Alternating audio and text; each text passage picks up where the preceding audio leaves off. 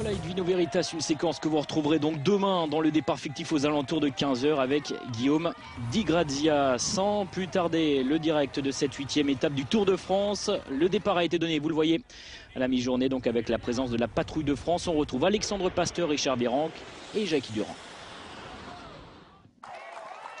Merci beaucoup Emmanuel Barthes pour cette petite mise en bouche. Effectivement, 8e étape du Tour de France aujourd'hui entre Aigurande et Superbès-Sancy. Les premiers reliefs sur la route du Tour de France à travers les départements de l'Indre, de la Creuse et du Puy-de-Dôme. Les coureurs d'ailleurs se trouvent dans le département du Puy-de-Dôme depuis une quinzaine de kilomètres exactement. Tout de suite on fait le point sur la course avec Jackie Durand. Bonjour Jackie tout d'abord. Oui, bonjour à tous. Et bien voilà, on rentre d'entrée avec ce deuxième classement grimpeur avec Julien Ilfares qui va tenter de devancer Alexander Kolobnev. Eh bien non, le jeune coureur de l'équipe Cofidis doit se contenter de la deuxième place derrière le puncher de la Katusha.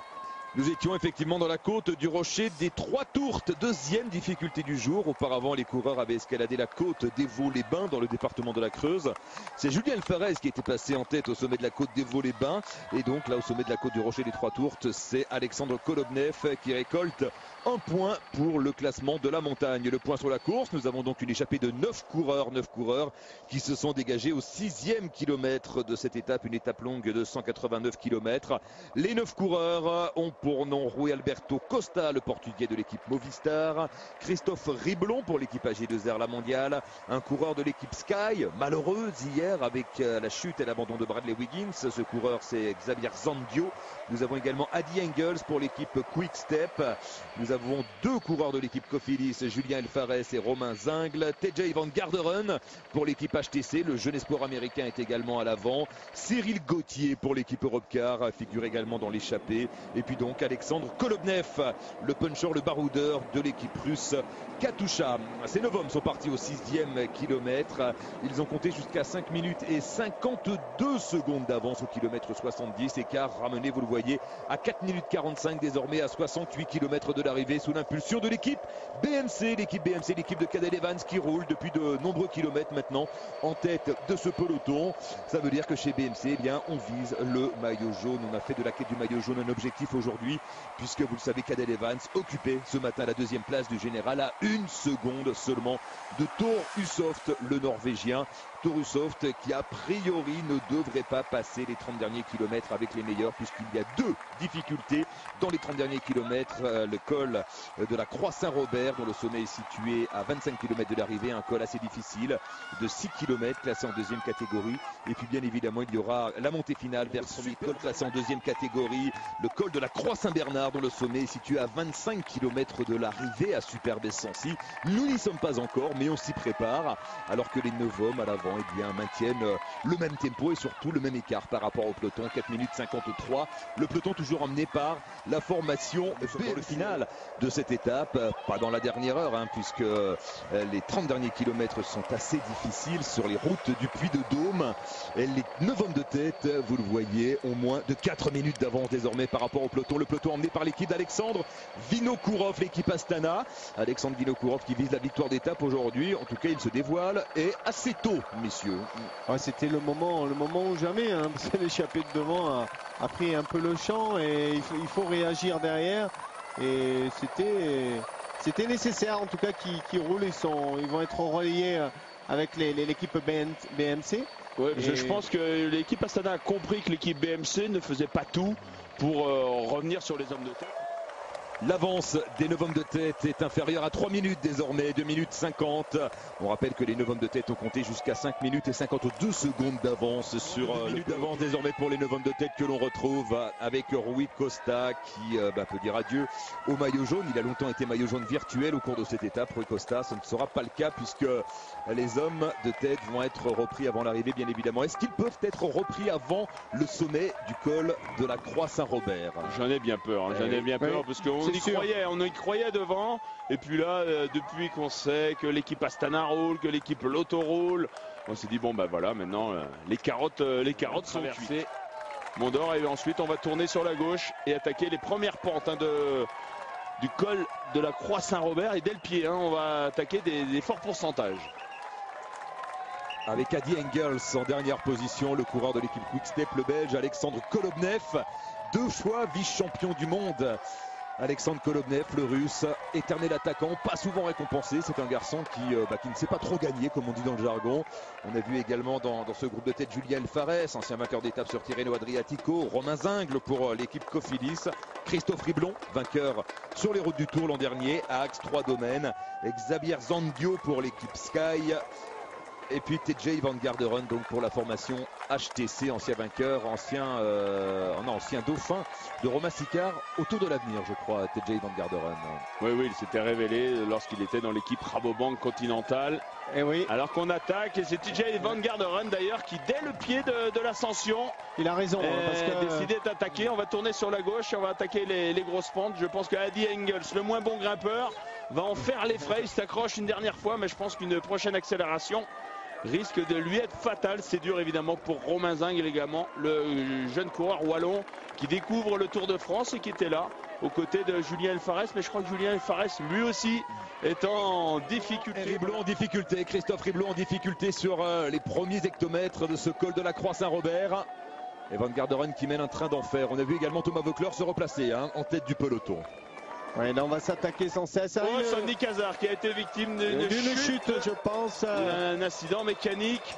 Alors on se met sur la droite. Oh ben voilà, l'équipe Astana. On envoie des. C'est Paolo Tiralongo qui est en train d'attaquer. Des lieutenants à l'avant pour Alexandre Vinokourov. En tout cas, c'est bien tenté parce que Vinokourov aura besoin dans le final d'équipier. Sur l'avant avec TJ Van Garderen qui a distancé légèrement Rui Costa et Cyril Gauthier. Ouais, ça devient difficile pour Cyril Gauthier.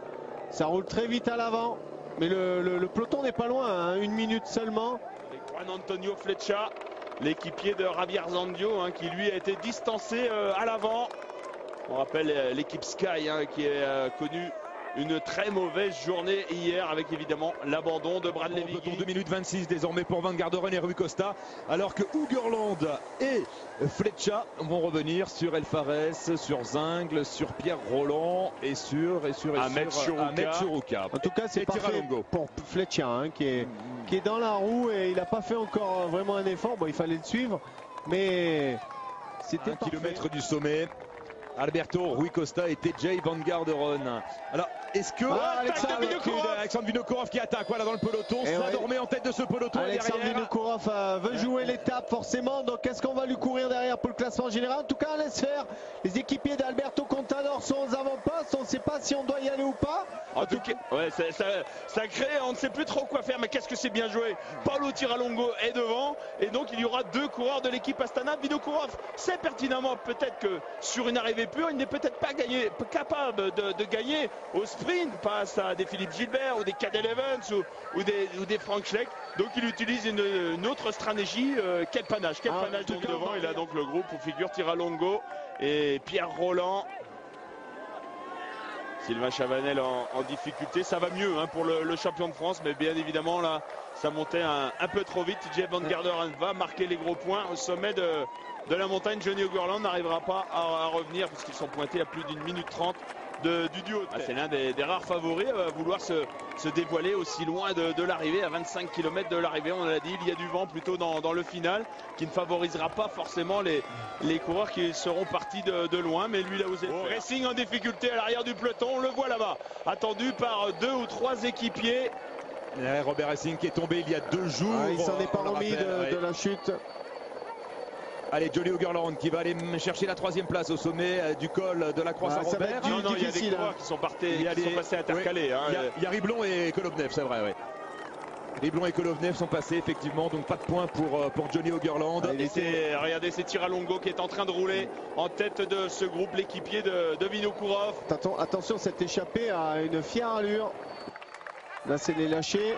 Dans la descente du col de la Croix-Saint-Robert, à moins de 20 km de l'arrivée, avec 2 hommes à l'avant, Van Garderen et Rui Costa. Derrière, il y a 2 hommes intercalés, Riblon et Kolobnev. Et puis le groupe Vinokourov avec Paolo Tiralongo, le coéquipier de Vinokourov, qui fait la descente bien évidemment pour tenter de ramener son leader le plus près possible des 2 hommes de tête avant la montée finale. Gauthier et Christophe Riblon qui reviennent sur Van Garderen et Rui Costa. Ouais, ils se sont accrochés, ils ont monté à leur train. surtout Christophe Riblon qui a été distancé assez rapidement, mais après il a pris son allure.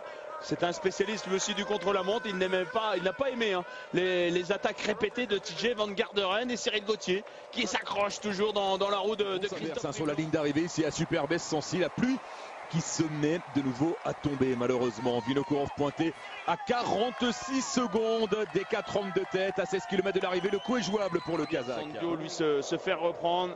Il n'y a plus que Juan Antonio Flecha dans le groupe de contre-attaque désormais. Pour l'équipe Sky bien évidemment, parce que n'oublions pas que Juan Antonio Flecha est pointé à 30 secondes avec Vinokourov et est peut-être en train de sortir. C'est TJ Van Garderen. Et dernier écart communiqué par Radio Tour, 33 secondes d'avance pour le groupe Van Garderen sur le groupe Vinokourov. 33 secondes exactement, le peloton à 1,14. Ça veut dire que Vinokourov est toujours maillot jaune virtuel. Et l'équipe BMC qui roule toujours un petit peu à contre-temps quand même. BMC, non mais ils ont réagi de suite, mais malheureusement ça roulait trop vite devant pour revenir sur Alexandre Vinokourov. Et TJ Van Garderen qui relance.